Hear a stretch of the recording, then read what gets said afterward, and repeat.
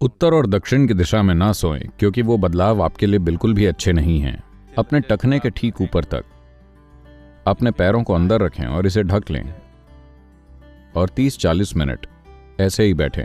अगर आप ऐसा करते हैं तो जो लोग एलर्जिक हैं वो ठीक हो जाएंगे।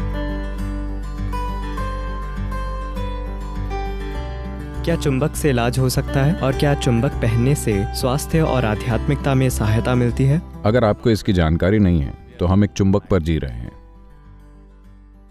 धरती एक चुंबक है, क्या आप जानते हैं? इसका एक उत्तरी और एक दक्षिण ध्रुव या पोल है और हम एक चुंबक पर जी रहे हैं।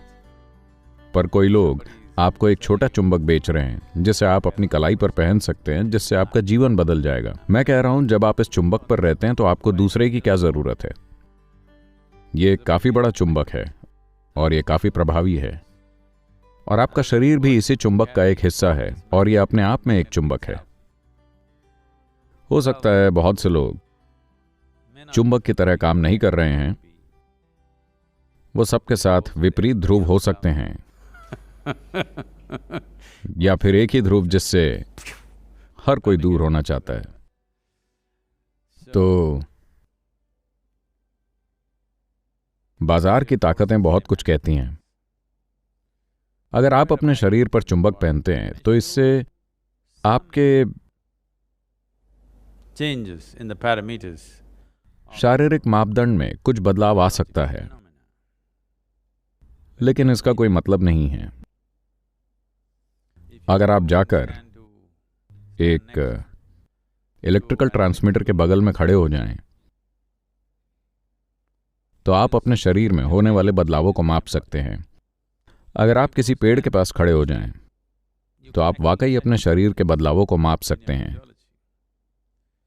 अगर आप खड़े होते हैं तो आपका शरीर एक तरह से काम करता है।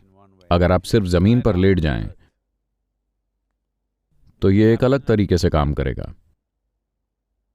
इसे समझते हुए हमने आपसे कहा, उत्तर और दक्षिण दिशा में न सोएं, क्योंकि ये बदलाव आपके लिए बिल्कुल भी अच्छे नहीं होंगे। तो क्या मुझे चुंबक पहनना चाहिए? जरूरी नहीं है। उससे कुछ बदलाव हो सकते हैं। मानव शरीर के विज्ञान को इतना आसान न समझें। ओ, ब्लड प्रेशर 5 अंक गिर गया है तो सेहत अच्छी हो रही है। मानव शरीर इस तरह काम नहीं करता। शरीर इससे कहीं ज्यादा पेचीदा है। मैं कहूंगा कि ऐसे तांत्रिक अभ्यास हैं जिनसे हम आपको दुनिया के उस हिस्से से अच्छी तरह से तालमेल में ला सकते हैं जिसमें आप रहते हैं। ऐसी चीजें की जा सकती हैं, पर उसका फायदा तभी होता था जब ऐसा समय था जब लोग कभी भी 10 मील से ज्यादा नहीं चलते थे जहां पर भी वो रहते थे, क्योंकि लोग बस पैदल चलते थे। वो वाकई किसी एक स्थान से बहुत दूर नहीं जाते थे। तो उस समय शरीर स्वाभाविक रूप से धरती के साथ तालमेल में आ जाता था, एक विशेष तरीके से उस स्थान के कोऑर्डिनेट्स के आधार पर जहां आप होते थे। लेकिन आज हम सब इधर उधर जा रहे हैं। अगर मैं आपको यहां वेलियांगिरी की 11 डिग्री वाली जगह के साथ तालमेल में ले आऊं और कल सुबह आप दूसरी जगह के लिए उड़ान भरें, तो आप में अपने शरीर को फिर से तालमेल में लाने का ज्ञान और क्षमता होनी चाहिए, वरना शरीर कई तरह से परेशान हो जाएगा। तो मैं कहूंगा, अगर आप बड़े मैग्नेट के साथ सही से जुड़ते हैं, जिस पर हम सभी रह रहे हैं और हम सभी जिससे बने हैं, तो यह आपकी कलाई पर छोटे चुंबक पहनने से कहीं ज्यादा फायदेमंद होगा। और आप पर लोहे की कीलें भी चिपक सकती हैं। तो सुबह आप ये कर सकते हैं, शांभवी करने के बाद किसी मैदान में एक छोटा गड्ढा खोदें। आपके लिए नहीं, केवल 2 फीट, और बस अपने टखने के ठीक ऊपर तक अपने पैरों को अंदर रखें और उसे ढक लें और 30-40 मिनट बैठें बस। धरती से जुड़े रहें। आपका शरीर खुद को बड़े चुंबक के साथ तालमेल में ले आएगा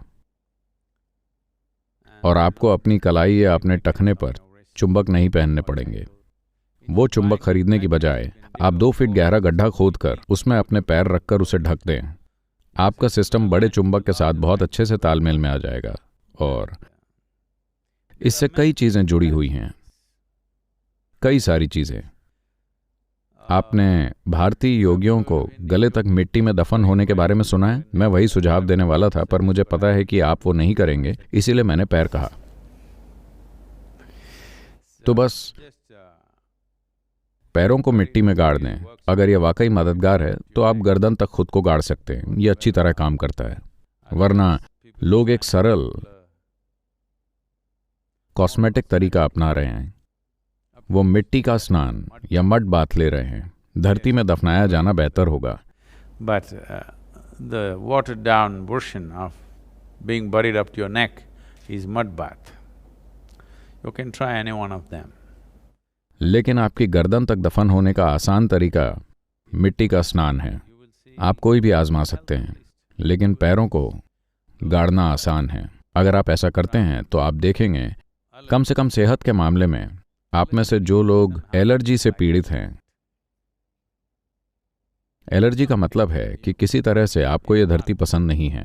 आप में कुछ ऐसा है जो यहाँ के जीवन या इस धरती की जीवन बनाने वाली सामग्री के साथ तालमेल में नहीं है। आप थोड़े एलियन बन रहे हैं। यही एलर्जी का बुनियादी मतलब है। तो अगर आप खुद को धरती के तरीकों से जोड़ लेते हैं तो एलर्जी गायब हो जाएगी। तो पैरों से शुरुआत करें। अगर ये काम करता है तो थोड़ा गहरा जाएं। ये काम करेगा।